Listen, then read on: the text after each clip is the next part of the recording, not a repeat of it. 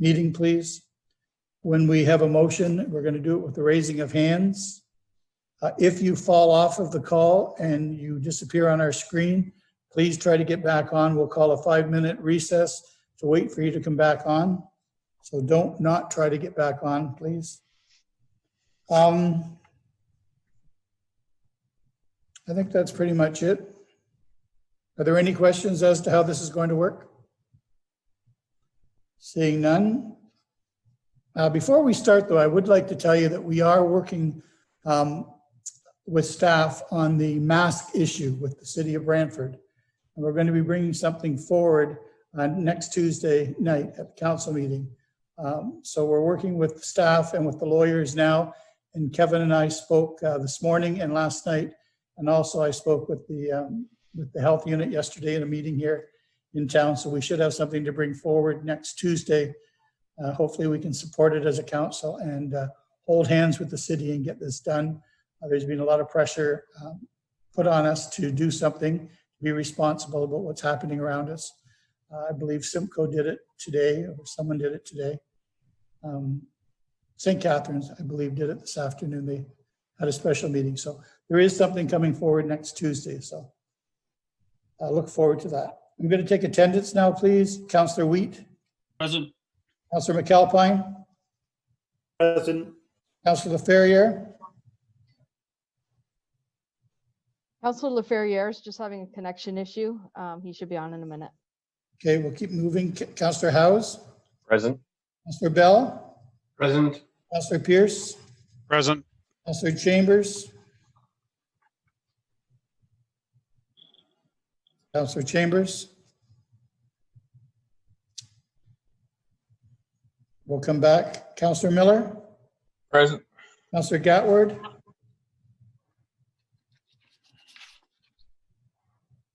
Councillor Gatward. Present. Yep.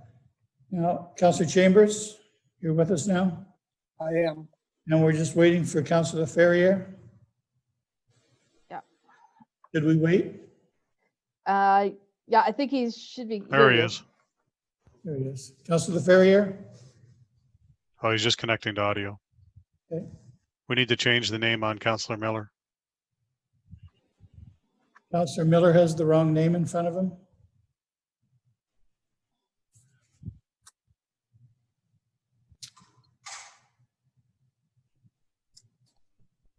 Yeah.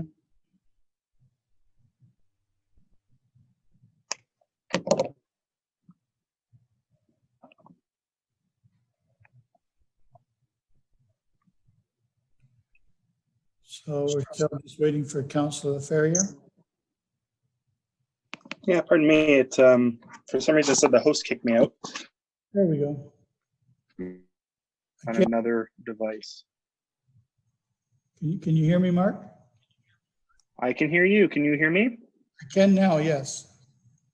Yeah, it said I got kicked out by the host, whoever's hosting it, and let me join back in on my previous device. So I had to get a new device to log in, but I should be here now. Good, I think we're all here now. We'll go to number 2 on the agenda, please. Councillor Ferrier. Let me see here. I'm sorry, I'm a little discombobulated now because that's the device I normally read my motions on. Let me just check here. Moved by myself and seconded by Councillor Miller that the Brant County Council agenda for July 7th, 2020 be approved. Thank you. Are there any additions to the agenda that anyone wants to put on? Councillor Miller? Yes, Mr. Mayor, I'd like to add one item under other business. I just wanted to ask about the parish pool, but I don't know are we just doing planning matters this evening, or is there any other senior staff available? Is this maybe a question better for next week? I'm thinking maybe we have limited staff on the line with us tonight. So if it's got nothing to do with planning, we should maybe let it wait until next Tuesday. It's not a very busy agenda next Tuesday. Okay, I will do that then. Thank you. Thank you. Seeing no other additions, I'll call the vote. All those in favor? Opposed? Carried. Thank you. Number 3, declaration of pecuniary interests. Anyone have anything? Seeing none. No delegations tonight. Number 5 is the Planning Act applications, public meeting presentations. Dan is our planner on this application. Adam, do we have someone here present to speak to the application? Yes, Your Worship. The applicant is here to speak to the application following Mr. Nemizniak's presentation. Thank you. Dan, where are you? There you are. Take it away, Dan. Thank you, Mr. Mayor. Great to see you all. For those who don't recognize me, Dan Nemizniak, planner, site plan coordinator. I have an application here to present for information, and I will give a short presentation on the details. And I believe you have copies of my slides in your package. So we've received a zoning bylaw amendment application for the property located at 185 Oakland Road in Scotland. The applicant is Flux Brewing Company, care of Jeremy Hansen. And again, this item is to be received for information purposes only. So the property is currently identified in the official plan as an employment area, and this supports a wide range of employment and commercial type uses, as well as agricultural uses. The current zoning on the property is a site-specific zoning in the light industrial zone, M2-10, and this is site-specific to include all the uses that are permitted in the M2 zone, as well as a livestock use for the stabling of horses and indoor horse riding arena. Currently, the property contains a number of storage barns, single detached dwelling and accessory buildings, and 3 of the barns that are used for storage are accessed through a separate driveway. Getting into the proposal itself, zoning amendment application is to modify the existing site-specific zoning to permit the microbrewery as a permitted use. The microbrewery, I included the definition there towards the bottom of the slide. It incorporates a number of associated uses, the brewing of the beer, the retail component, as well as the patio space and retail. Another part of this application is that we are going to clean up or remove the site-specific provisions that do permit the boarding of horses and the riding stable, as these are not proposed to continue on the property and they're no longer required. I'll also note that that there's no construction required as part of this proposal, and that this application does not include the request to host large-scale events such as banquets, conferences, and weddings. If the applicant wishes to explore that option in the future, a further Planning Act application will be required. So at this point, again, just presenting for information. The application's been circulated. We've been gathering comments from staff as well as members of the public. Have not received any comments from the members of the public other than the applicant who is here to speak this evening. We are hoping that we can prepare a staff report for the next meeting to bring for a recommendation, and members of the public will receive further notice as part of that meeting date. So at this point, I'll take any questions. Okay, I hope that I declared this an open public meeting. I think I did, but if I didn't, I'm doing it now. First question is for Councillor Pierce. Thank you, Mr. Mayor. Through you, in your what we have in our package here, if you look at the page where it has the proposed site plan and proposal, in the bottom paragraph, it gives a definition of microbrewery, and it says means a lot, building, or structure used for the purpose of limited small-scale brewing and malting of beer or liquors. That makes sense. Where I have a problem is the next sentence says having a maximum floor area of 150 square meters, but shall not exceed a maximum floor area of 300 square meters. So I'm confused there. It's saying having a maximum floor area of 150, but not exceeding 300. Can somebody clarify that for me, please? Dan? Through you, Mr. Mayor, to respond, the definition does include the areas, and it is to keep the scale of the scale and the intent of the microbrewery at a smaller scale. So it is a range. Specifically with this application, they are exceeding those areas because they're retrofitting an existing building. So as part of this site-specific zoning, we will include specific areas to what will be proposed within that building. Okay, so is the maximum 150 or is the maximum 300? Yeah, it is a range. Okay, so it's from 153. Okay. And if I could, Mr. Mayor, on the next page there, when it talks about notices will be circulated as required by the Planning Act of 120 meters. If we look where this building is situated, that might take one or maybe two neighbors, depending on how I see it there. Is this one of those situations where we need to look at potentially expanding that? I know we've discussed that in the past, and it's kind of a slippery slope when we start expanding that. But when we're talking only one or two possible neighbors that are going to get the notification of this, I'm just trying to understand if this might just save us getting letters in the future.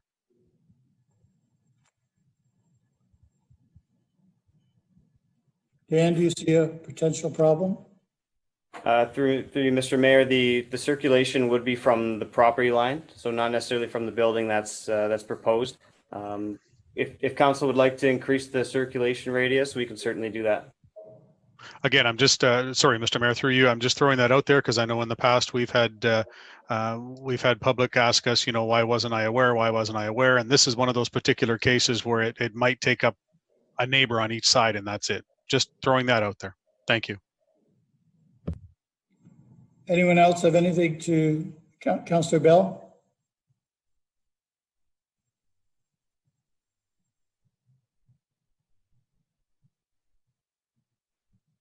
Councillor Bell, you need to unmute yourself. Thank you. I'm a very quiet councillor. Just to thank you, Mr. Mayor. Just to follow on with John Pierce's question, the page entitled "Proposal" says the proposal is to utilise all the 500 square metres of that building. So, will we need to see a variance to the bylaw that we propose? Dan? Through you, Mr. Mayor, we can include as part of this application the specific numbers for the breakdown of the use of the building as part of this application. So no need to include any additional variance applications for area. Thank you. Mr. Bell. Councillor Miller first, please. Thank you, Mr. Mayor. Couple questions through you to Dan, or maybe the applicant. I don't know. I'll Excuse me, ask Mr. Mayor. One of the councillors is not on the call. I believe Steve Howes has been dropped off the call.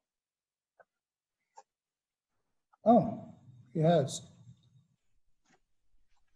Well, we can give him 5 minutes. I'm going to suggest that we'll give him the 5 minutes, and if it starts happening on a regular basis, we're going to have to do something differently. Has anybody else lost power tonight? No. No, Mark had a little bit of trouble getting on, but it was a device. Mayor Bailey, Energy Plus says it's just in Burford. Yeah, the whole area is out. Mayor Bailey, just so we know, I am now going to pause the. Councillor Gatward. Councillor Miller? Yeah, okay, and again, it's a couple questions, and I'll ask them all, and maybe Dan can answer, and maybe it's for the applicant. I just want to know, is rolling again? Sorry to interrupt there. Yeah. Yes. Just want to make sure Heather started. I've just turned the YouTube back on. Okay. Is this business operating now? And I ask that because according to Google it is. And then my second question is, what is there an odor? What do they do with the spent grains, and how much spent grains are there? And the reason I'm asking about the odor, I know sometimes if you get a lot from a brewery, you can get an odor going, and there's a housing development that we at planning have approved just slightly downwind of that. So those are my questions, Mr. Mayor. Dan, do you want to handle those, or? Sure, I'll handle them by passing those off to the applicant to respond as part of his presentation. Perfect, thank you.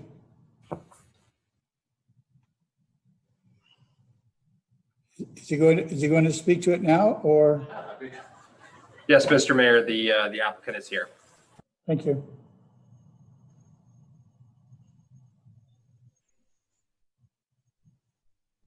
We can't hear the applicant. Okay, try that again. Can you hear me now? Now we can hear you. Well, this is a brave new world. Okay, great. So, Councillor Miller, your two questions were, one is on the spent grain and one is on the odor created. Is those the two questions? And then you were asking if we're operating right now. Right. Correct.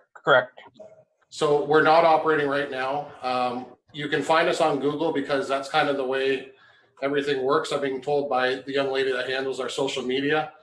She's putting everything on the map for us so that when we are open, that people will be able to find us easily enough. But we're certainly waiting with bated breath for approval, and hopefully that's forthcoming. As far as the smell goes, so when you're doing it's kind of like baking, brewing. There's a smell for what we're looking at is 2 brews a week, and you're going to smell the smell of sweet wort for about an hour at a time when we're actually doing the boil. That's the only time that smell of sweet wort is vented.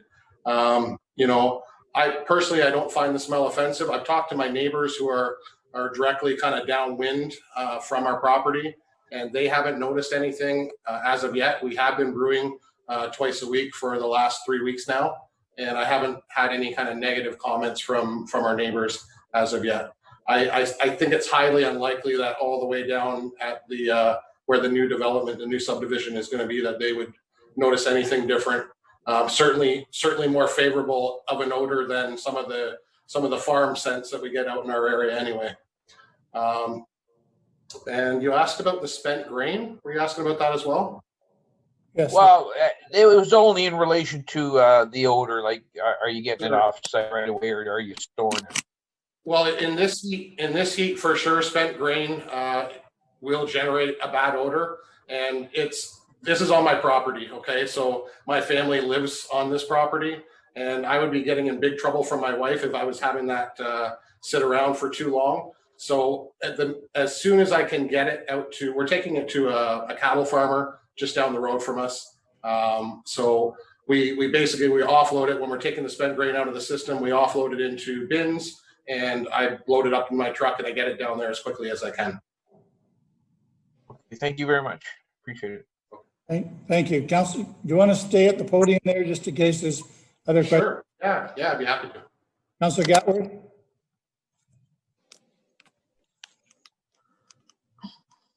Joe? Thank you, Mr. Mayor. I had to make sure I was unmuted. My first question, I have 4 or 5 questions. Dan, you mentioned there's no construction required, but to operate a tasting room and a retail sales area in the proposed building, there would be construction necessary inside the building. Is that correct? And wouldn't that need a building permit? That's my first question. Dan? Through Mr. Mayor, that's correct. And I believe the applicant has been in discussions with our building division already on the requirements for the building permit for the work inside the existing building. Okay, great. Thank you. My next question is, what will the capacity for the room for the tasting and the retail be as far as the number of people that would be allowed in? If you're okay, I answer that one, Dan. We're asking for a 70-seat capacity. Obviously, during these times, that's not realistic. We'd be looking at, a half capacity on the patio when we do get an opportunity to open, and we'll go from there. So that's what's on your liquor license application? It is part of the liquor license application, yes. But I can't apply for anything like up to this point. I have a manufacturing license, so I have the ability to make beer. But for my liquor license application, I need approval from this council in order to kind of push forward for that application. Okay, thank you. So 70 seats. And I noted in the plan that Dan supplied to us that there's 19 parking spaces total around the area. And according to our zoning bylaw, Dan, is 19 spaces enough for the brewery and for the retail component for seating of 70 people?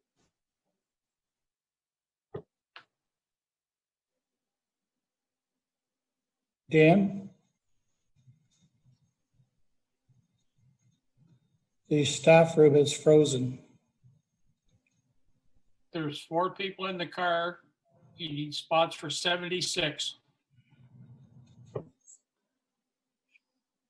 Jimmy, If there was 4 people in the car, yeah.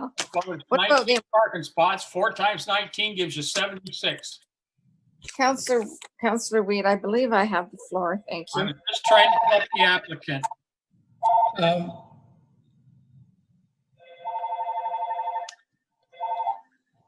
Dan, could you hear us at all? No. Okay, let's go back to the applicant. 19 parking spots seems adequate to you? We're actually going to be able to do a little bit better than that. That was our initial plan. We're actually going to be able to increase it to 23 parking spaces. And according to conversations that I've had with planning, they said that that was more than adequate for the capacity. 23? Yes, ma'am. Okay. I know there's lots of room out there, and that's why we also have the ability to do overflow parking. So the nice thing about a property is there's lots of grass area, which we've drawn into the plan as well, an area for overflow parking. So there's never going to be a need for anybody to not park on our property. Right, I understand that, and I wouldn't want them to get stuck out there in the springtime when it's muddy.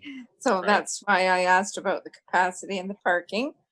So that'll be looked after. And the existing septic bed is for the brewery and the whole operation. And you have a separate septic bed for your own residents, correct? We do. Okay, so this has changed a little bit through conversations. We engaged with Cahoon Engineering to look at our overall plan, and they've made a recommendation on our septic system that what we have there currently isn't big enough.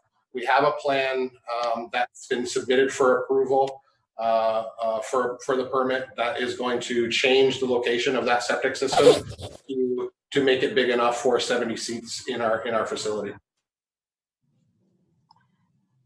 Okay, thank you. And one of my questions has already been answered. I wondered about where the spent grains from the brewing process would be stored. So you'll be trucking them off-site down the road to a farm, and including in the winter and Yeah. Great, thank you. And my last question, how much water do you think your operation is going to use, and do you need a permit to take water for that brewing? Yeah, we've certainly looked at that. For the actual brewing operation, we're taking under 5,000 liters of water in a week, and that includes cleanup, the actual brewing process. So I don't believe it triggers a permit to take water. I think we're well under that. Okay, so 5,000 liters a week for brewing, which is not that much, no. And then whatever the customers use in the facilities there and so on. Okay, I think that's answered pretty well all my questions for now. And if things go well, when do you, and you get everything in order and the building permit and the construction work done inside, when do you plan to open? That's a tricky question. We before all of this, the recent events happened, we planned to kind of be ready for the summer. Now, Best case scenario for me, I guess it'll be hopefully when we can still enjoy our patio weather a little bit. That's where our place really shines, is on the patio. So I'm hoping that everybody gets an opportunity to see it while there's still some warm weather. For me, having, where we're at with having spent quite a bit of money, as soon as possible so we can start making some revenue, right? So. Thank you. Thank you. Thank you. Any other questions? Seeing none, thank you for presenting tonight. Can you hear us in the staff room now? Yeah, good. Is there any members of the public here, Adam, that want to speak to this application? I see no members of the public, Your Worship. Okay, thank you. Seeing no public that want to speak to the application, I'll declare this hearing closed, and I'll ask council how you want to handle this. Councilor Gatward? Yes, it's moved by myself and seconded by Councillor Laferriere that ZBA 17-20-DN be referred to staff for further consideration. Thank you. Everyone's clear on the motion? Yeah, call the vote. All those in favor? Opposed? And carried. Thank you. You'll hear back from us as soon as we can.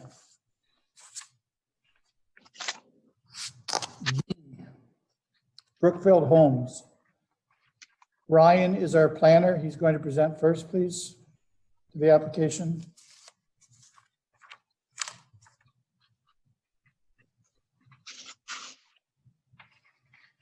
Thank you, Mr. Chair. The subject lands are located on the north side of Hartley Avenue, west of Drake Avenue in the former township of Paris. The subject lands have a frontage of approximately 130 meters on Hartley Avenue and are approximately 1.87 hectares or 4.6 acres in size. The applicant is proposing to amend the current zoning of the subject lands from special exception residential medium density RM2-7 to a new special exception residential medium density RM2 zone category to permit back-to-back row house dwellings as an additional form of housing for the proposed development, as well as site-specific provisions related to lot coverage, minimum setbacks, and visitor parking provisions. The applicant has submitted a concurrent site plan control application that is currently being reviewed by county staff. Next steps to this application will be to receive comments from agencies and members of the public, with a recommendation report being slated for August 4th committee meeting. Staff is recommending at this time that this presentation be received for information purposes only. Thank you. Thank you. Again, I'll declare this a public meeting. Adam, is the presenter here to present information or answer questions? Yes, Mr. Mayor, the applicant's here and can. Thank you. Are there any questions to the applicant? Councillor Howes? Thank you, Mr. Mayor.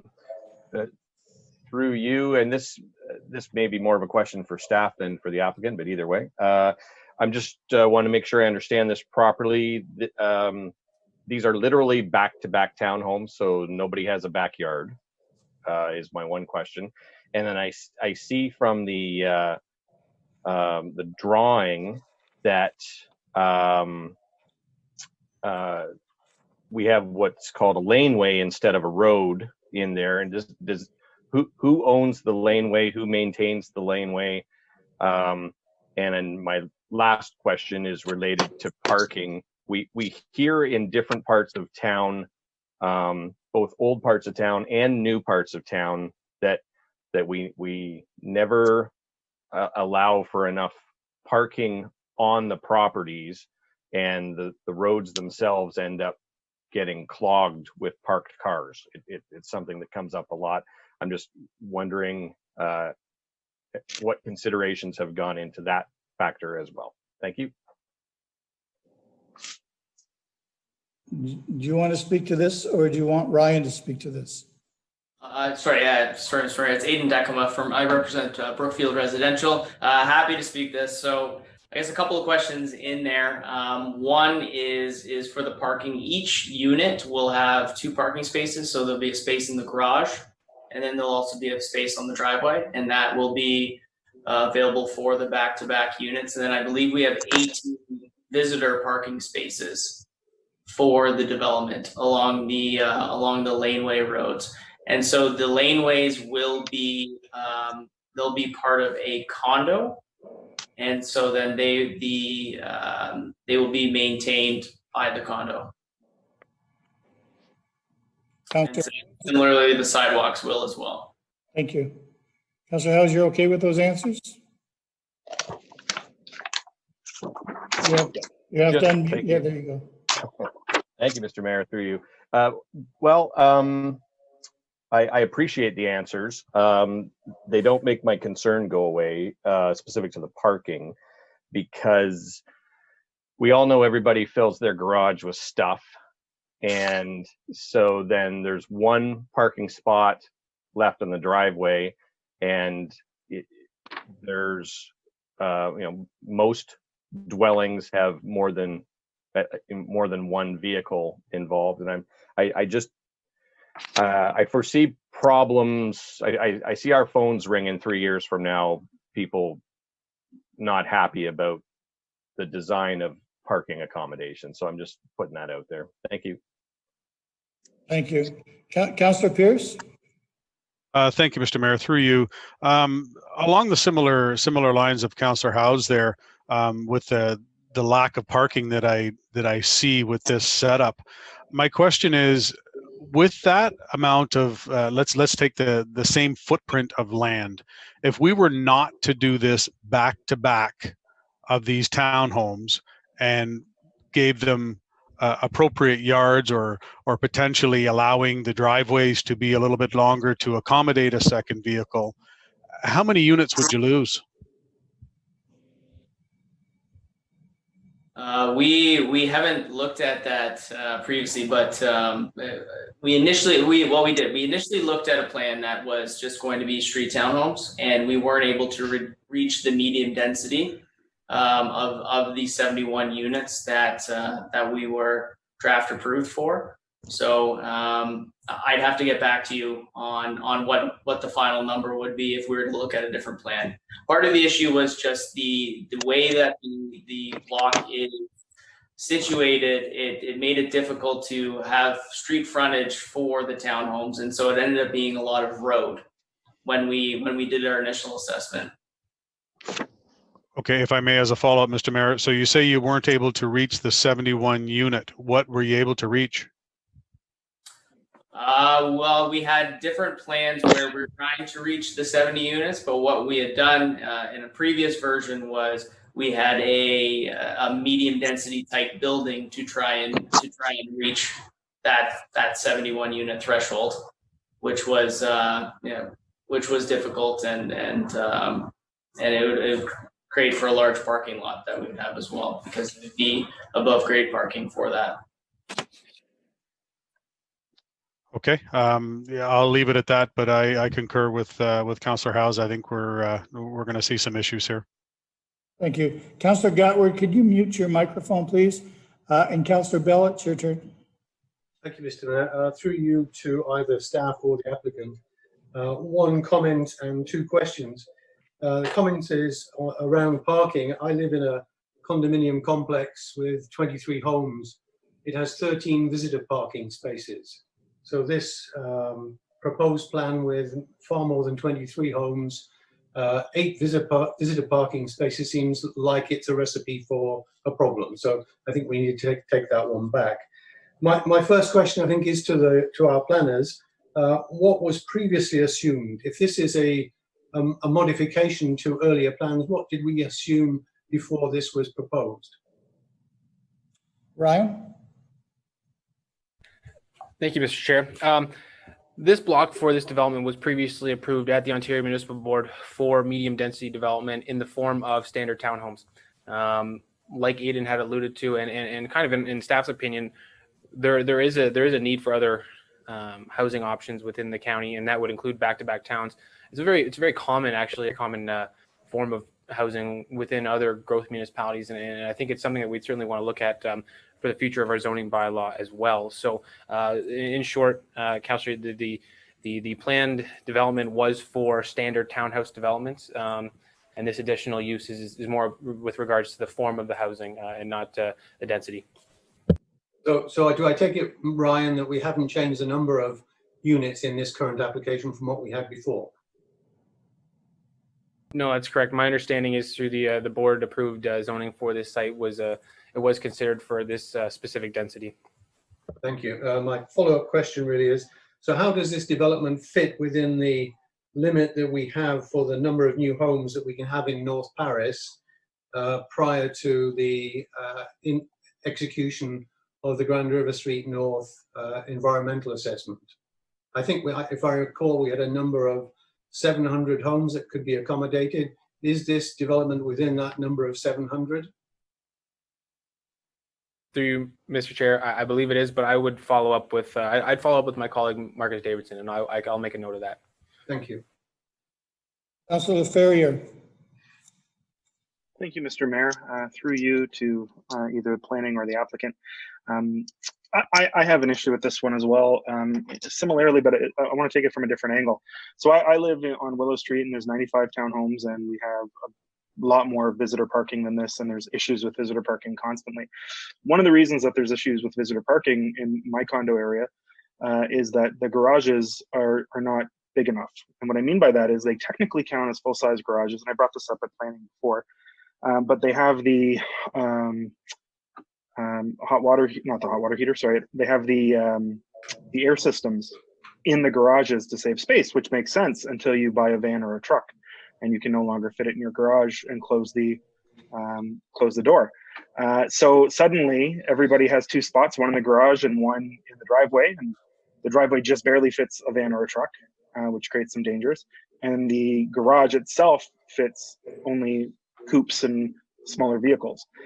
So maybe the applicant can describe the garages, because there's a difference between a 1.5, a real 1.5, and a 1.5 technically like I have, where I can't park a van in it. So yeah, I'd have to get back to you on the size of the garages, whether or not they're 1.5 or standard single car garages. What I am aware of is that we were able to meet the required zoning for the garage and for the parking, but yeah, I can get back to you on that. Would you be able to confirm if they're going to have any amenities in the garage that prevent it from being a usable parking size? Again, mine's a 1.5, but it's not really a 1.5. It's barely a 1 because of the air system being in there. Yeah, so I can definitely get back to you on that. Thank you. Thank you. Councillor Gatward.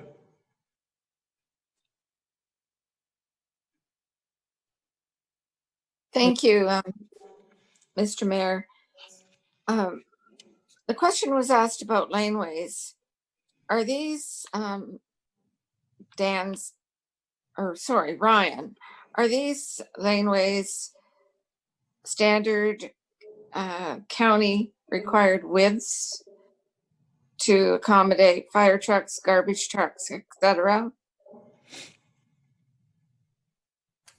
Through you, Mr. Chair, that's correct. The site would have to be designed to the county's engineering standards, as well as the fire department standards, the minimums required for them to accommodate their vehicles on site. And again, it would be a privately owned and operated condominium road, not a county road. So are the measurements shown on this plan, because they're too small to read? Are they to standard? Through you, Mr. Chair, they are to standard. Now, I can certainly forward that digital copy of that plan to your attention, and you'll have a much easier time reading that on the computer than on that size paper. I might have one, but I've got you on the screen now, so I can't. And my last question, the back-to-back units, I think of them almost as a duplex. However, a duplex currently has a backyard and a front yard, and people have a place to put their barbecues, their kids' little swimming pool. And are these going to be more adult oriented condos so that retirees could move in. I don't know what the square footage is on each one. I'm wondering that. Maybe those type of residents would like small front yard because they don't have a lot of grass to mow. I realize we're looking at different types of housing units, but the lot coverage is also greater than what's in the current zoning bylaw. Is that true? Is that a correct statement? Ryan, are you going to handle that? I think I'd defer to the applicant on that one because there was quite a few details about their product marketing as well. So yeah, so product type wise, what we are looking for is first time home buyers and people who are looking to downsize their homes. So these back-to-back units will be they'll be smaller than the standard townhomes, and the standard townhomes that we're looking to build are similar to what we did in our first phase and what we built at that time back in 2018. And so these back-to-backs, we're pretty excited about them just because they do provide a new built form for the end user in the county of Brant, and something different that may be more attainable for somebody to purchase. And what was the square footage? The square footages, I think on the low end, we'd probably be between, right now we're still designing our product, but it would be roughly between 1,200 to 1,500 square feet for the back-to-back units. Thank you. Are there any other questions to the presenter? Councillor Pierce? Councillor, could you put your mute on, please? Thank you, Mr. Mayor. If I could, just a quick follow-up. So just so I'm clear on this, so this will be classified as a condominium private property. So our snow plows and our garbage trucks would not go through this, correct? So what we'd be looking for, so we built a, so there's a 13-meter radius, and that's to the County of Brant standard for waste collection. So we'd be looking to have waste collection, or the ability for waste collection for this community. But not snow removal. Snow removal along the sidewalks would be the condo, and for snow removal on the roads, they would be for the condo would take care of that as well. Thank you. Are there any other questions to the presenter? Seeing none, Mr. Clerk, are there any members of the public here to speak? Mr. Mayor, I see no members of the public to speak to this application. All right. Seeing no other questions to the presenter, I would like to close this hearing, please. How do you want to deal with this? Councillor Howes? Mr. Mayor, moved by myself and seconded by Councillor LaFerriere, that the presentations made regarding application ZBA 13-20-RC be received as information and referred to staff for consideration. Everyone's clear on the motion? No questions? All those in favor? Opposed? Thank you. We'll move on to number 6, please. Statutory public hearings, and Ryan is the planner to present for this application, please. Thank you, Mr. Chair. The subject lands are located on the west side of East Quarter Town Line Road, south of Golflings Road, in the former township of Burford. The subject lands are approximately 111 hectares, or 274 acres in size, with frontages on East Quarter Town Line, Golf Links, and Concession 5 roads. The applicant is proposing to temporarily rezone a portion of the subject lands from Agriculture A to a temporary zone to permit the continued use of a mobile home for farm labor housing on a 12-month year-round basis for a period of 3 years. Staff is of the opinion that the proposal is appropriate to address the demonstrated need for this agricultural operation. Staff is therefore recommending that this application be approved. Thank you. Thank you. I would like to declare this a public meeting and open the meeting. Adam is the presenter here. Mr. Mayor, there is no presenter or members of the public present for this application. Does anyone have any questions to Ryan, to staff? Councillor Pierce? Thank you, Mr. Mayor. Through you to Ryan. So it says continued use. Is this the first extension, or how many extensions have we had on this? Through you, Mr. Mayor. I understand that this would be the first extension to the previously approved zoning from 2015 that my colleague, Mr. Hassan, had dealt with at the time. Now, that being said, my research on the site through the property file suggested this has been there for some time. I can't tell you the status of how long it's been located on site, but I do understand that it's gone back some time in its form. Whether it's been extended or legalized, I'd have to look into that a little bit more detailed for you.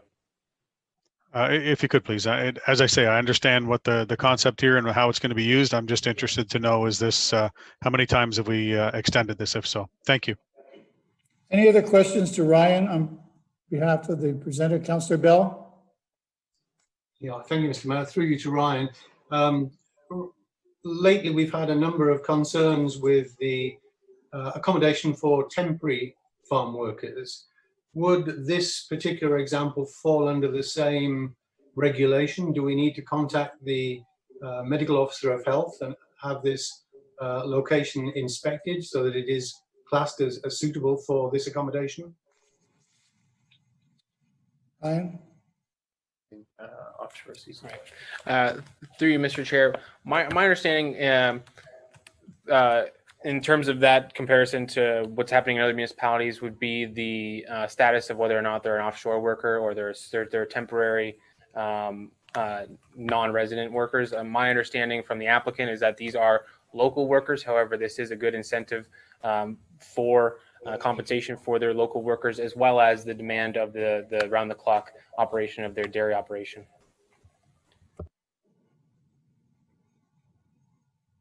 Are you okay with that, Councillor Bell?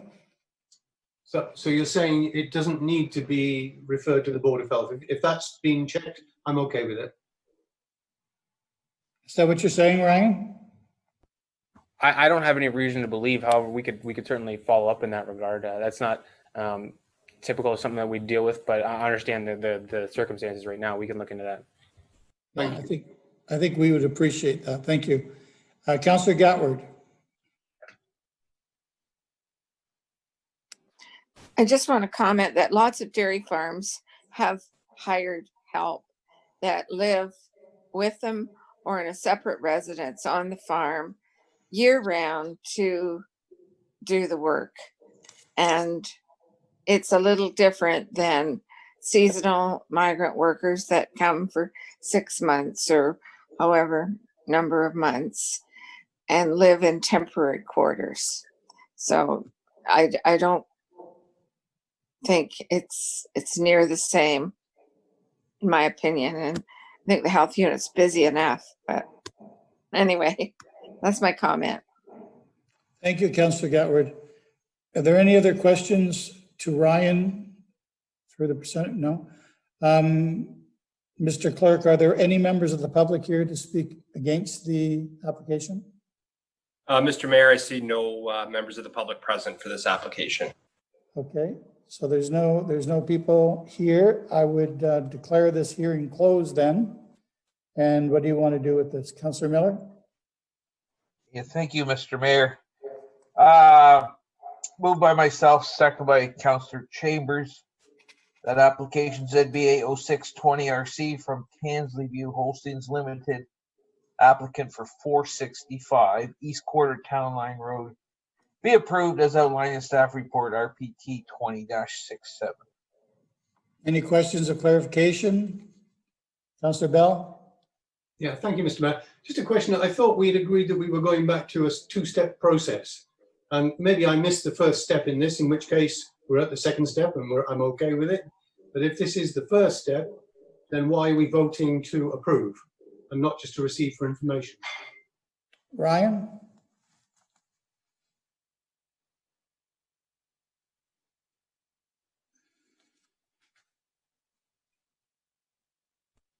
There you go. Yeah. Through you, Mr. Mayor, that is correct. So this is a recommendation, and we would be bringing back a bylaw at the next available council meeting. Thank you. Councillor Bell, is that what you needed to hear? Sort of. I mean, it's just a slightly different process from what I was understanding that we were following. But if we have a second bite of the cherry, and my question about the whether the Board of Health should be involved is addressed in that time, I'm okay with it. Good, thank you. Any other questions or clarifications? Seeing none, we're clear on the vote. All those in favor? Opposed? Carried. Thank you. B. This is Amanda, is the planner. She's going to present at 91 Golf Links Road.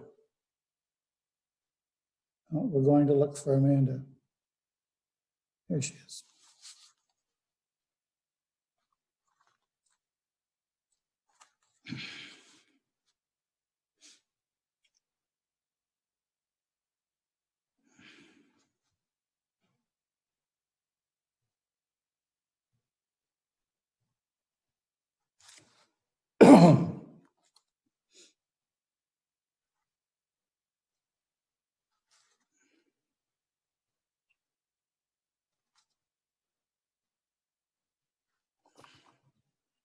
Right. Through you, Mr. Mayor, the purpose of this application is to rezone a portion of the subject lands from agriculture to agricultural site-specific provision A9 to prohibit a dwelling as a condition of severance approval. The application was presented to the Committee of Adjustment in December 2019 and was approved with no appeals. The applicants, Beef Produce, have been actively clearing conditions of approval for the surplus dwelling severance, which include rezoning the retained lands to prohibit a dwelling. With this site-specific provision, no new residential building lots will be created. No public comments or objections were received. Staff are recommending approval of this application. This concludes my presentation, and I can answer any questions the council may have. Thank you. Thank you, Amanda, and welcome. We didn't mean to rush you. I would like to declare this public meeting open. Are there any questions? First of all, Adam, is the presenter here? Hi, Mr. Mayor. No, there's no presenter or applicant or any members of the public present for this application. Okay, thank you. Are there any questions to Amanda? For Amanda? Seeing none, I'll declare the public meeting closed. Councillor Pierce, what do you want to do with this? Thank you, Mr. Mayor. Moved by myself, seconded by Councillor Bell, that the application ZBA 04-20-AW from Streef Produce Limited, application for 91 Golf Links Road, be approved as outlined in staff report RPT-20-76. Are there any questions or clarification needed? Councillor Pierce first. Mine's a comment, Mr. Mayor, so if there's questions, I'm sorry, I'll go after. Okay, Councillor Bell, then please with the question. Yeah, thank you, Mr. Mayor. Basically the same question as last time, but I just reflected as I was thinking a bit more there. The bylaws that we were talking about are coming later in this session. So are we going to be able to address the issues on the last item in time? But more pertinently, are we excluding an appropriate level of public engagement? You know, I can reflect on other examples where we have challenged ourselves as to whether we've actually reached out to the public. We took off the agenda a few weeks ago the Roswell example.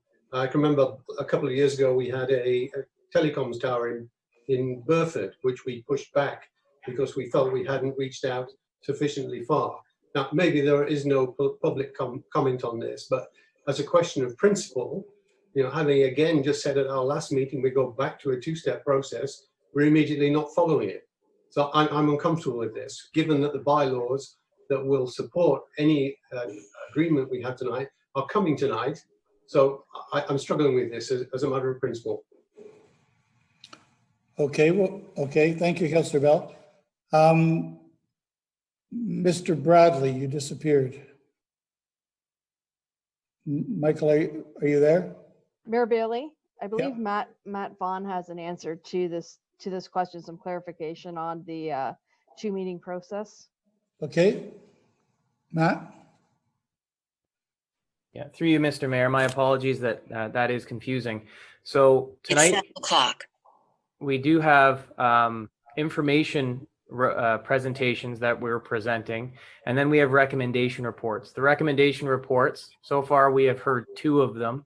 They are being presented to you tonight with bylaws for consideration. So are you suggesting then, if we're not comfortable with this, that we would separate them as bylaws and not pass them with the package? That would be at the discretion of council, but the recommendation reports tonight are being presented with bylaws for council's consideration tonight. At the discretion of council, we could separate them and bring back the bylaws again separately. However, the intent tonight was to hear the recommendation reports and bylaws. Mayor Bailey. Yep. I know Matt hasn't been here that long, but when we did the 2-meeting process before, certain applications, including going from A to A9 or temporary uses, garden suites, those kind of applications always just went to a 1-meeting process. So that's why these applications are pulled out as just having the 1 meeting and the consideration this evening. It's not necessarily changed from what we used to do. It's just some of these smaller applications always went through with just 1 meeting. Thank you for the clarification. Councillor Bell, are you now clear on that? You feel more comfortable with this? Yeah, I'm. If that's the experience and practice in this committee, I'm okay with it. Thank you. Councillor LaFerriere. Yeah, thank you, Mr. Mayor. Through you. These are fairly non-controversial applications, and that was part of our discussion previous, just to remind folks. And this, I mean, in the beginning of this presentation, it was said that this one specifically has come to this group before. I also know some of them, like when we look in the bylaws later, some of them have already gone through our committee of adjustment. So, I mean, there are multiple steps still for these. We're not taking on controversial recommendations at this time, or ones that might have a lot of, as you can see from the lack of people in the crowd today, or the lack of crowd, we're taking on controversial pieces. So I'm fine with this, and I think we should move on. We got to keep moving. Thank you. Councillor Pierce. Thank you, Mr. Mayor. Through you, just a comment, and it's kind of on the wave of Councillor Bell there. This is one of those applications that came to us after being approved by the Committee of Adjustment. I've spoken of this before in regards to things that are approved by the Committee of Adjustment and are coming to council pretty much signed, sealed, delivered, as is the case here. So we have a recommendation and a bylaw for this one here. This particular one is to prevent the creation of a residential building lot, which, as has been stated in the past from me several times, I like those kind of applications. But my point here is the fact that here's another example of something coming to us pretty much signed, sealed, delivered. Yes, we could pull the bylaw if that's what we wanted to do, or we could potentially pull it and revisit it again. So I think we need to really revisit the whole 2-meeting aspect of this in situations like this one here, where, as I say, this is the first time as a council that we're seeing this of something that has already been approved. That's my comment, and I'll leave it at that. Thank you. Thank you for the comment. Any other points of clarification? We're all clear on what we're voting on? All those in favor? Opposed? Carried. Thank you. C, 226 Langford Church Road, and we have Dan back. Hello, Dan. Thank you, Mr. Mayor. So we do have a recommendation report included in your package. This is for the zoning bylaw amendment application ZBA 2719 DN from Snodgrass Consulting on behalf of David and Tracy Blackwell for the property located at 226 Langford Church Road. I'll explain the application and know that we are recommending approval of the application. So this proposal was presented for information back in October of 2019.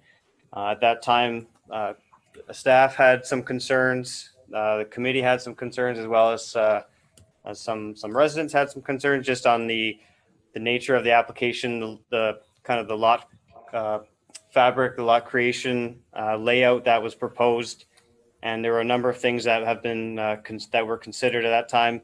And since then, we've been working with the applicants and the agent to address those concerns, and essentially create more of a holistic planning approach to this proposal. As again, we're only dealing with the rezoning application at this stage, but it doesn't involve future consent applications for lot creation, and we just wanted to ensure that that was being that was moving forward in a more predictable manner that would protect surrounding agricultural uses, as well as access to services and things like that, to make sure that we are applying that more holistic approach.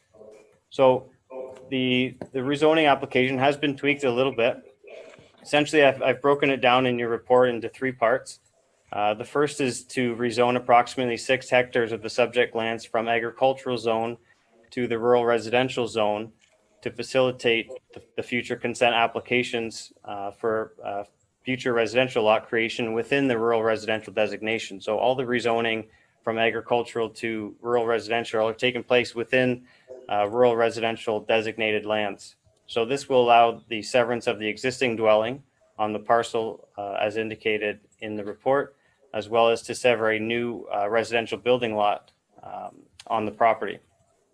The second part is to apply a holding provision to a portion of the lands that is the applicants are not proposing any development at this time. They wish to continue farming the land, and applying the holding provision is an option for staff and for the county to protect that land, so that if the applicant were to or wish to develop that land in the future, we would have an opportunity to go back and revisit and again apply that holistic approach to that parcel.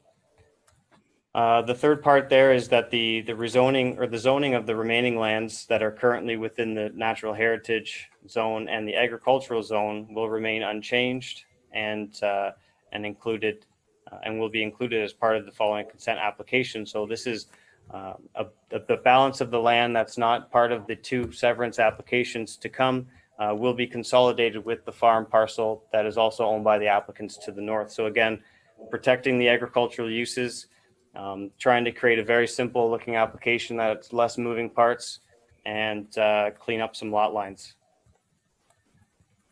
So there are future applications to come that will move forward to the Committee of Adjustment. Planning staff have considered protection of agricultural uses, minimum distance separation, Planning Act, provincial policy statements, growth plan, the official plan and zoning bylaw, as well as continued consultation with the applicant and the agents. And based on the information presented in the report, planning staff are recommending approval of the application. Happy to take any questions. Thank you. I'm going to declare this public meeting open. Adam, are there anyone here representing the application? Hi, Mr. Mayor. No, there's no applicant or agent for this application. Okay, thank you. Are there any questions for Dan? Councillor Pierce, you're first. Thank you, Mr. Mayor. Through you, I guess it's on page 43 of our package. I appreciate all the work that's been done on this, but the comment that pops out to me there is the application was presented to the Agricultural Advisory Committee on January 20th, where the committee expressed concerns with the initial proposal because it states in there that the agent intended to continue farming the land. With these changes and the work you've done on this, has it been put back through the Agricultural Advisory Committee and they're okay with it now? Dan?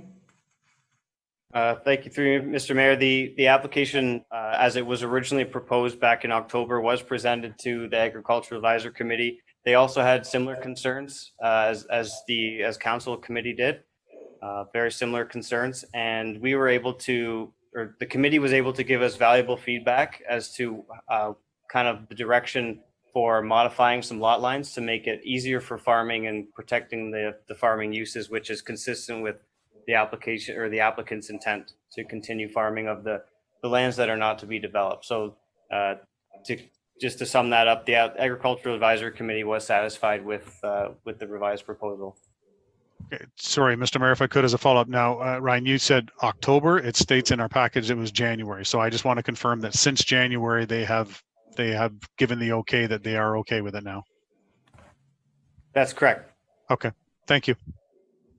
Any other questions for Dan? And you, Adam, you said there was no members of the public here? That's correct, Mr. Mayor. There are no members of the public present for this application. Seeing no more questions for Dan, we'll declare the hearing closed and we'll call the vote. Councillor Wheat, what would you like to do with this?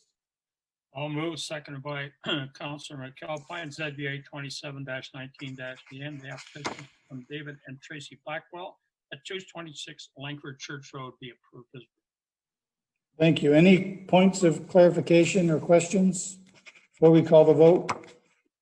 Seeing none, we'll call the vote. All those in favor? Opposed? And carried. Number 7, staff reports. Councillor McAlpine.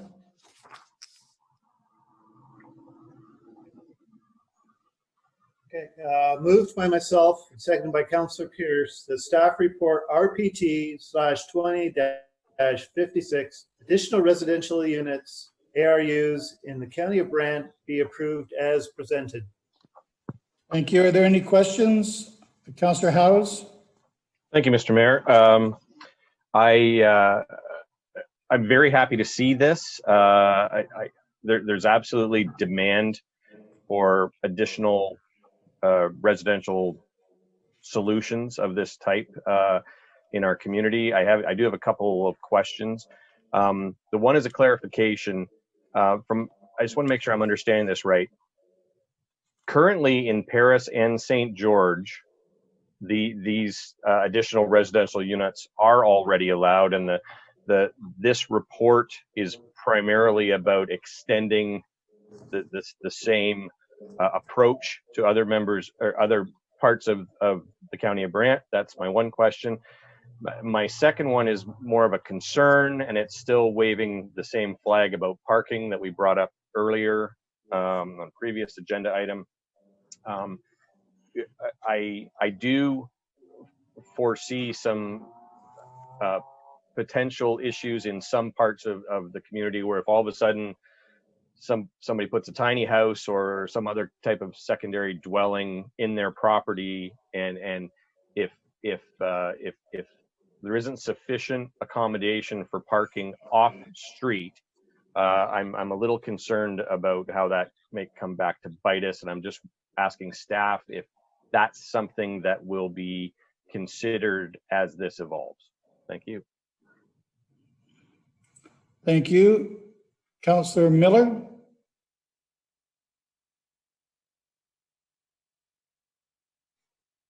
Councillor. Okay, so I'm just wondering, I was reading the provincial material that Jessica had attached to it, and they talk about septic beds. And if you have capacity, you're good. If you don't have sufficient capacity, you have to expand it or do a new one. And I guess what the province is looking at is each individual unit, each individual house. Can they accommodate an additional unit? But what I'm wondering about as this goes forward is, will staff be looking at perhaps area constraints? And I'll give you 2 examples. One would be the levels of nitrates in the drinking water stay in the Burford area. So we're bringing on additional units, and maybe an individual household can accommodate that additional unit because they have sufficient septic bed capacity. But I'm concerned about, does the area have sufficient capacity? And the same goes for drinking water. I hear, so often people's wells are running dry, and I suspect we'll hear a few more this week and maybe next week. So I'm just wondering, a concern I have, I guess, is yes, we look at the individual house, the individual property, and say, yes, everything meets the criteria.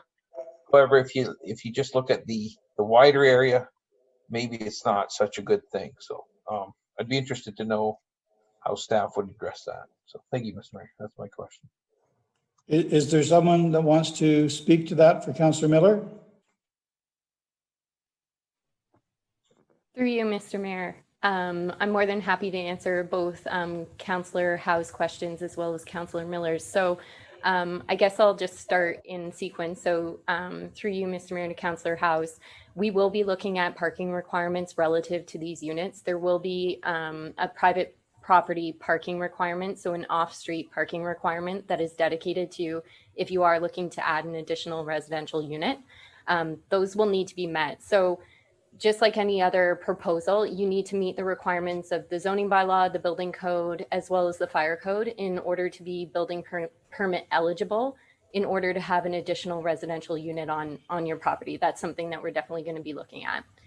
I hope that answers the majority of your question, Councillor Howes.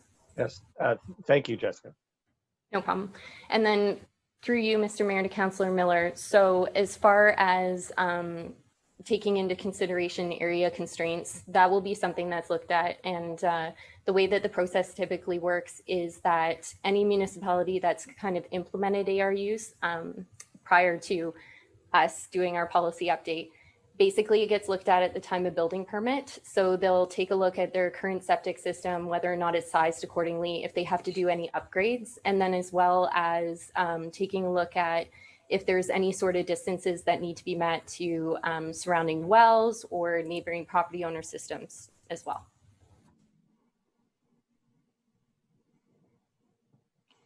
That answers your question?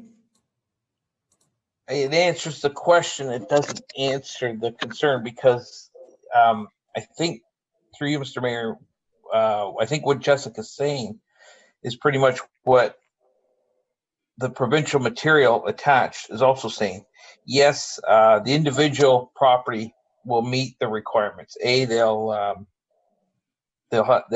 septic will be X number of feet, whatever it is legally required from the nearest well. And I know we do well tests and all that stuff, but like I said, I'm looking at a wider area. I guess my question is, can some of these areas handle it? And I don't know how you put it in a broader context to deal with that. I'd have to give it more thought, but I was hoping staff would give it some thought as well and give us some direction. Jessica, do you have any? Yeah. Oh, sorry. No, go ahead. Okay, thank you. To Councillor Miller, to further answer your question, maybe this will help. We will implement a tracking system with the building department as well, where these will be tracked when somebody applies for an ARU within the more rural setting on private services. So we'll be able to track and look back at the system, what they applied for, if it's functioning properly, the testing that went on. We'll be able to track all of that information and be able to follow up on it. And then through the overall implementation of the policy, we'll also be looking at possible servicing constraints. And that's why really we've taken the stance on only opening it up for one additional residential unit at this time per property. The province does allow for a maximum of 3, but we're taking the stance of just 1 with the principal dwelling. And that's to just basically slowly introduce this so that we can better understand what, if any, issues there may be for the County of Brant. Thank you, Jessica. Now, I'll just add, Mr. Mayor, real quick. When you're on public water or public wastewater, you know what the capacity is. It's very well defined. And I guess when you're going to private systems, it's not so easily seen or calculated. So I guess the cautious approach from my perspective would be the most appropriate one. So I'll leave it at that. And thank you, Jessica. Okay, Councillor Gatward, you're next, and then Councillor Ferrier. Councillor Gatward. Thank you. Thank you, Mr. Mayor. My question's about the shipping containers. We have a bylaw currently, I believe, that prevents decan type storage on a residential lot for no more than a certain length of time. And I have seen on some of those housing shows on television where they've made these shipping containers into very interesting little homes. So will part of this ARU concept include a hard look at our current bylaw for shipping containers? I guess, you know, you can make them look really nice, but aesthetics are important in residential neighborhoods. So that's my comment, I guess. And I'm sure staff are going to also look at that. Thank you. Thank you. Councillor Ferrier. Thank you, Mr. Mayor. Through you to staff. I am a big fan of this proposal. I think about my own family, and I think about the ability to either provide rental or to house aging parents in the future who might need extra support. I see opportunities to house children who are going to university or needing some time on their own, or in the current situation we have, isolation being something that can be used. And the rental opportunities, affordable housing, all that. One of the questions I have, though, is I know in some situations these are used for working from home and for business, and I think that's very vital, and I think it's even more vital now and will be in the future. However, back to the parking piece, I suppose, and I think somebody still has somebody's not muted, but back to the parking piece. Is there any cross-pollination of this, any cross-communication of these with business licensing in the county? Because certain businesses, if they're going to operate in ARUs, are going to have a run on parking. I think about RMTs, psychotherapists, counselors, and different hairstylists, things like that. So, you know, further to Councillor Howe's point about parking, how do we manage the business piece and the business licensing piece with these? But again, thanks so much, staff, for your work on that. Jessica, do you have anything to add to that? I can absolutely answer that. So through you, Mr. Mayor, to Councillor Leferrier. So basically what we can do is we can take a look at that and explore that a little bit more. Also take a look at what the current licensing bylaw allows for and just see how that might function going forward. It's definitely something that we can look at through the project as we progress. Thank you. Councillor Pierce. Thank you, Mr. Mayor. Through you, if I could, I got a couple quick questions and a comment here. First of all, this is very exciting getting into this. There's a lot of things that can be done that I believe are going to benefit quite a few people. Just a very quick comment right off the hop on page 58 of our package. The top paragraph there says staff will explore broadening permissions from 1 ARU per unit at a time with the intentions of revisiting and potentially expanding it to 2. And Jessica alluded to it earlier, and I think this is a fantastic approach, and thank you to staff for doing this. What we're saying is, you know what, we like this idea, we're good with the idea, but let's take baby steps, let's start slow, understand how it goes, and then expand from there. So I think the long-term forward thinking there and the vision is absolutely the way to go. So kudos to staff for doing that. On the next page, it talks about sorry, it's 2 pages over on page 60. The top paragraph again, great thinking on this, but in the second paragraph there, when it talks about when it says additional notices of the project may also be circulated. Is there any way we can put that so will be circulated as opposed to may be circulated? Again, with the whole transparency thing and stuff like that, we want to make sure that we're communicating everything, not maybe communicating everything, but are communicating everything. And then on page 61, again, the top paragraph there, it just speaks to, you know, transparency and easily accessed in that top paragraph. But in the middle of the page, when it's got the timelines there, it talks of July 2020, July 2020 on a lot of those. Well, we're already July 2020. So I'm just curious of how many of these are done. And you know, are we looking for a quick turnaround and completion by council if we're talking September 2020? I'm all for that, but I'm just curious here. A lot of those dates in that timeline are July 2020, so I'm curious as to where we are on those. I just Thank you. threw a few things out there, so please. Jessica. Sure. So through you, Mr. Mayor, to Councillor Pierce. So we're definitely taking an aggressive approach with respect to timeline on this. We are already completing step 2 in the little graphic there that I included.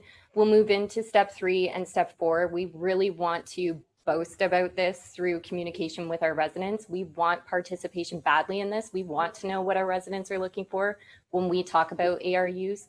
We want to know what they expect from the policy, because that's the only way that the policy is really going to work for everybody that's involved. So in doing this and rolling it out, we have some ideas as far as public participation and engagement due to the abnormal circumstance that we're in where we can't meet face to face and gather. So we're coming up with some really great ideas, and we're hoping to start beginning next week, actually. So. Okay. That's fantastic. And again, this is great news. Yeah, it's very, very exciting. Councillor Howes. Thank you, Mr. Mayor.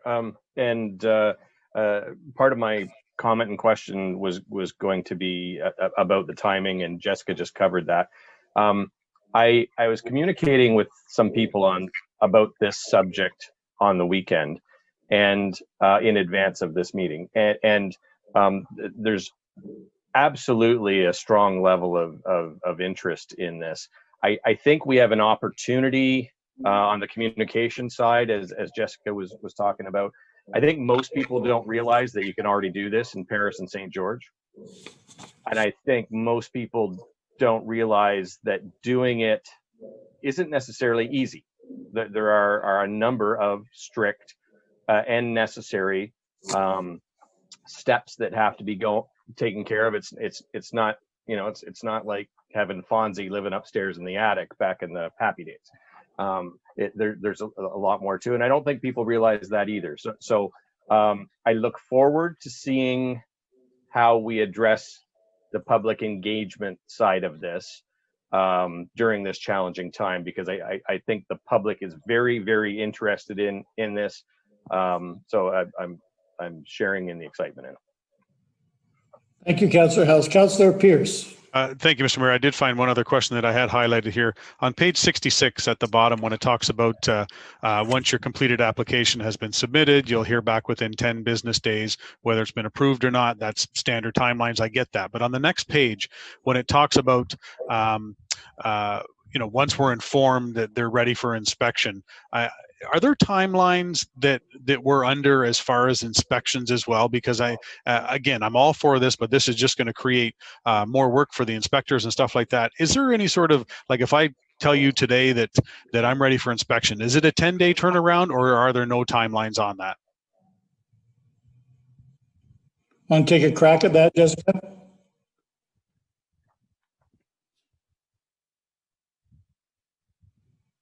Absolutely. So through you, Mr. Mayor, to Councillor Pierce. So basically, there are timelines that are dedicated to inspections when people are requesting. So through the building department, they handle that right now as is, and that'll continue for ARUs. They'll be placed into a queue. The timelines will apply. And it really actually will probably just even out with the amount of workload and flow that we're currently experiencing. So it may not be that it's more added work. It may be that it just kind of flows into the queue and everything gets set up and the process still gets followed as is. Okay, as long as we're not cutting ourselves short with too many to inspect and missing timelines. Appreciate that. Thank you. Any other, Councillor Bell? Thank you, Mr. Mayor. Through you to Jessica. Can you explain why there's a difference between houses that were built more than 5 years ago and houses that were built more recently? Is this going to limit the capability that we may be unleashing here? Jessica?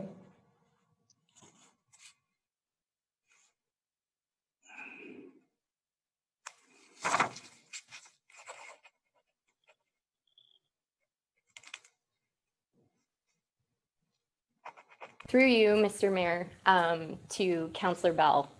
We can definitely explore that some more. I'm aware of that timeline in the More Homes, More Choice Act. They did include a provision that stipulates 5 years. So we can definitely explore that a little bit further through the process and see how we can address that for county residents going forward. In incorporating this policy, it is staff's full intention to be as inclusive as possible and to open this up to as many residents as we possibly can. Of course, making sure that the building code and the fire code and all the safety regulations are met. But we'll do our best to address that when we come back. And again, it's our foremost intent to make sure that it is fully inclusionary. Thank you. It just seems almost counterintuitive. I would have thought newer houses with better, more current building codes would have been more able to accommodate these things. Can I ask one more question?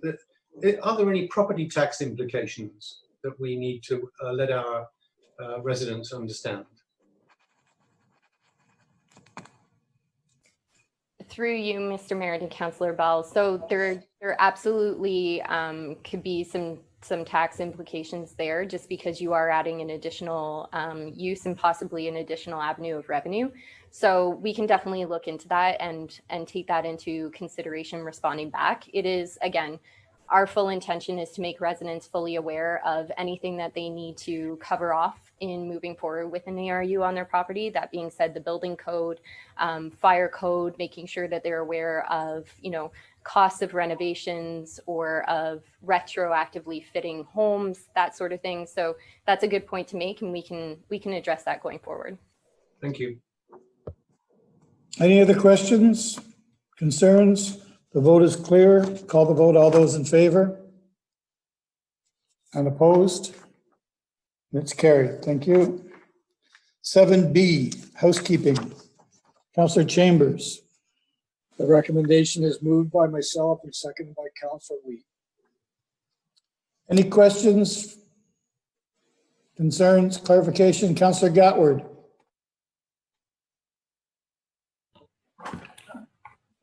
Thank you, Mr. Mayor. Through you to Jessica. I don't know if I sent my email too late, but on page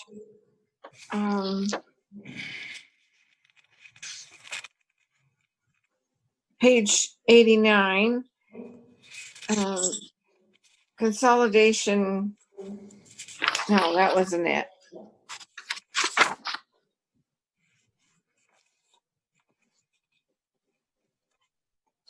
Yes, it was actually.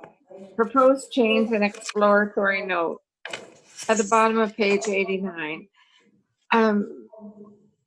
Could this report in future give us where those locations are? As an example, there's a couple of maps indicated on the last page, map 70 and 93. Where are those locations? Are they in Paris, St. George, Scotland, Burford? We don't know by this report. Oh, except it does mention the OPP station. So I guess we do know where that map 70 is. So fair enough. Through you, good evening, everyone, by the way. Through you, Mr. Mayor, to Councillor Gatward. The actual mapping itself will be included with the formal amendments that'll be coming forward to the next phase, but I'm more than happy just for the next time to include the address just for people's reference. I will write that down. thank you. And you must be Brant. That is me. I'm Brant. Good evening. Yes. Okay. Thank you very much, Brandon. No problem. Alrighty. So as Councillor Gatward mentioned, my name is Brandon. So good evening, everyone. For those of you who might not know me, I'm the zoning technician here with the county. And this information report before you in presentation are to initiate a general zoning amendment in the form of a housekeeping. So for those who may be watching and might not know what a housekeeping is, it's exactly as it sounds. It's just general maintenance to our zoning bylaw. It's what we would say is a living document to keep updated on an ongoing basis. So any kind of issues, typos, misprints, implementation barriers, formatting, that kind of thing that needs to be addressed. This is the time that we would bring that forward for consideration to hopefully update our document a couple times, once or twice a year. So with that being said, the changes are very general in nature, and it's not the same as specific requests from property owners that you would see at your other meetings where they would request certain changes to their property specifically. These are more for the benefit of the whole of the County of Brant. Just as a summary of what the changes are being proposed, there's a table located, I believe it's on page 88 of the agenda, as Councillor Gatward was addressing. So some of the highlighted, I guess, changes that are being proposed. We have some kind of streamlining processes for our building projects. So stuff that we've noticed may not function very well in the actual review of building permit applications, just based on trying to decipher some of the zoning. We're broadening some provisions for commercial uses in light of our public health requirements right now, hoping to get them to a point where there may be some more freedom to vend outside, working in tandem with our economic development folks. As well, we're working to remove some redundancies that are found in the bylaw and make some updates to conform with provincial policies. So that being said, if anyone has any specific questions just at the end of this presentation about those, I'm happy to field those as well. So we've been doing ongoing internal discussions to formulate the draft amendments, and those will be circulated after we get the formal initiation for the process tonight, depending on how the conversation goes here. So with all that in mind, as I finish up my presentation, I'm here to help out and answer any questions you might have specific to the proposed amendments or the process. And I've also provided my contact information in the slide deck that I think was provided as well with the report. So with that, I will turn it back over to Mayor Bailey and any questions that you might have. Thank you, Brandon. Are there any questions for Brandon? Seeing none, you're off the hook. Thank you for your presentation. Thank you, everyone. Everyone's clear on the vote. We're going to vote to accept this. All those in favor? Opposed? Thank you. Moving on to number 8. Information reports, there are none. Communications, there are none. Number 10, other business. I believe Michael Bradley wants to speak now. Good evening, Mr. Mayor. Can everyone hear me okay? Okay, great. I just wanted to, and I apologize for butting in here. I just wanted to bring a couple items forward as we go through our COVID-19 council evolution. First of all, I just wanted to just confirm there were some questions about the 2 meeting versus 1 meeting process. The report that council did approve last time did state that planning staff will reintroduce the 2 meeting application process. And it goes on to say applications will be subject to this process, the same as they were previously, with some applications being exempt if they are minor in nature. So again, that's what council had agreed to before. And I think we followed that process this evening. It seemed to work okay. And with that, I would just I would ask council to indulge me. So in our last report to council, we indicated that we would be holding the number of meetings coming on planning nature to 5 applications. At that time, there was still the Planning Act timelines were still waived. That waiver has now ended and the timelines now do apply. So we are developing a bit of a backlog on Planning Act applications. Our intent to bring more applications to the next meeting, 7, maybe 8. I think things have been going well so far. We are learning as we go through this. But I would just ask if maybe if council could just indicate to staff decision. It's not embedded in our amended procedural bylaw right now. It's a decision that I think we've been just holding to make these meetings work well. Given that they have gone well, we would be proposing to bring more than 5 applications forward, unless council feels that we should stick with the 5. Noting if we do stick with the 5, we will start to have some appeal problems, although I think most people are aware that that everyone is in a learning curve right now on how to move business through the democratic system, and that the OMB is also delayed right now because of COVID-19. So just I wanted to throw that out there. If there's any concerns with that, if I don't hear any, then we'll probably bring back a few more Planning Act applications at our next meeting, which we're queuing up for August. Thank you, Mr. Mayor. Those are my comments. Again, I apologize for interrupting. No, thank you. Moving on to bylaws number 11. Councillor Bell.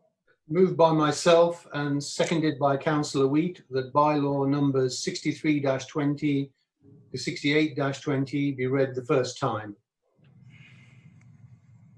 All those in favor? Opposed? Carried. Councillor Bell. Moved by myself and seconded by Councillor Wheat that bylaw numbers 63-20 to 68-20 be read a second time and all preambles and clauses be approved. Are there any questions for the bylaws? No. Seeing none. All those in favor? Second reading. Thank you. Councillor Bell.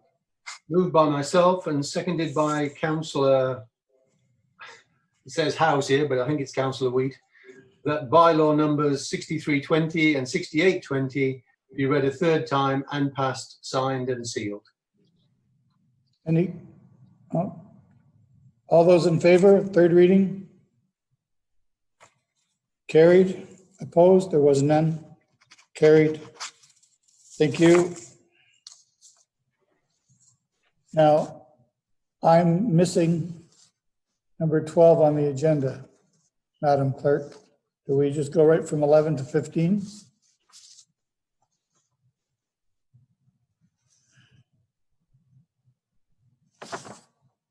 Yeah, there's no other business. It's just a numbering thing. So Must just be the numbering. Yeah. Okay.